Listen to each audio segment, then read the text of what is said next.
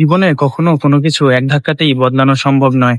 আজকে আমি আপনাদেরকে এমন একটা ম্যাথ শেয়ার করব যেটা কম বেশি সবাই শুনেছেন। ২০১৮ সালের ১৬ই অক্টোবর জেমস ক্লিয়ারের বিখ্যাত অ্যাটমিক হ্যাবিটস বইয়ে একটি ম্যাথ যেটাকে বলা হয় কম্পাউন্ড ইন্টারেস্ট।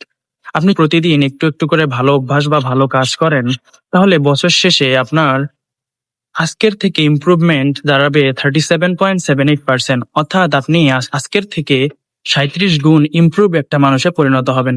আবার সেই আপনি যদি আপনার নিজেকে প্রতিদিন 1% করে খারাপের দিকে যেতে দেন, তাহলে বছর শেষে গিয়ে আপনার যে গ্রোথ সেটা নেমে দাঁড়াবে প্রায় 0.03% বা শূন্যের কাছাকাছি। অর্থাৎ বছর শেষে আপনার কোনো ইমপ্রুভমেন্ট বা গ্রোথ হবে না।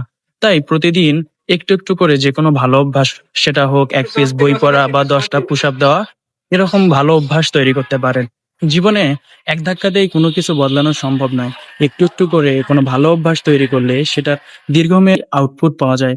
তাই আপনি কোন অভ্যাসটাকে আজকে থেকে বদলানোর প্রতিজ্ঞা করতেছেন এবং প্রতিদিন কোন অভ্যাসটা ১% করে ভালো করার চেষ্টা করতেছেন, এই ব্যাপারটি কমেন্টে জানাতে ভুলবেন না।